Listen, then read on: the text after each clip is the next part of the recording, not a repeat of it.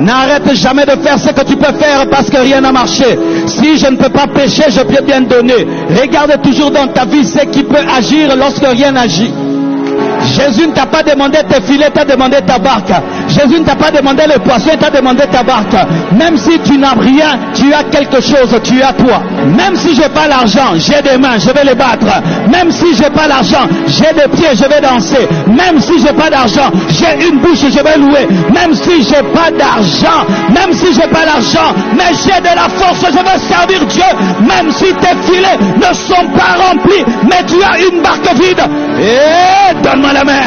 Et c'est la barque vide qui permet de prêcher, parce que c'est difficile de prêcher avec des poissons. Ce qui fait que Dieu permet que pendant un temps tu n'ailles pas pour que lui puisse avoir la place. Car si ta barque est pleine, il n'a pas d'estrade. L'estrade doit être inoccupée pour que tu sois occupé par Dieu. Et des fois Dieu permet l'échec pour qu'il remplisse ton échec. Si Simon avait déjà rempli sa barque, il serait rentré à la maison. Mais il fallait qu'il reste là parce que Jésus avait besoin d'une barque. Ton problème est une stratégie divine. Ton problème c'est une stratégie divine. Ton problème c'est une stratégie divine. Ne te décourage pas. Ton problème est une stratégie divine. Ne te décourage pas. Ton problème est une stratégie divine. Donne-moi la main. Quand tu es découragé, ne maudis pas Dieu, n'insulte pas Dieu. Il est le maître des temps et des circonstances. C'est le maître de la barque, c'est le maître des filets et c'est le maître des poissons. Et Jésus vient pour donner la solution à Pierre, mais il ne s'occupe pas directement de lui. Il s'occupe du royaume. Et la Bible dit cherchez premièrement l'expansion du royaume et la justice de Dieu, et le reste sera donné par-dessus. Le premier problème de Dieu, ce n'est pas toi, c'est son royaume. Si son royaume va bien, il est content. Toi, c'est le matabissi de Dieu. Toi, c'est le matabissi de Dieu. Il devait d'abord remplir le royaume, ensuite remplir la barque. Occupez-vous du royaume de Dieu. Même si tu es échoué, occupe-toi du royaume. Même si tu es célibataire, occupe-toi du royaume. Même si tu n'as pas d'enfant, occupe-toi du royaume. Même si tu n'as pas d'argent, occupe-toi du royaume. Même si ça ne marche pas, occupe-toi du royaume. Et Simon donne la barque. Hey, Jésus prêche. Jésus aussi fait sa pêche. Il est échoué dans sa pêche, mais Jésus fait la pêche des âmes. Et Jésus aussi lâche le filet et il gagne.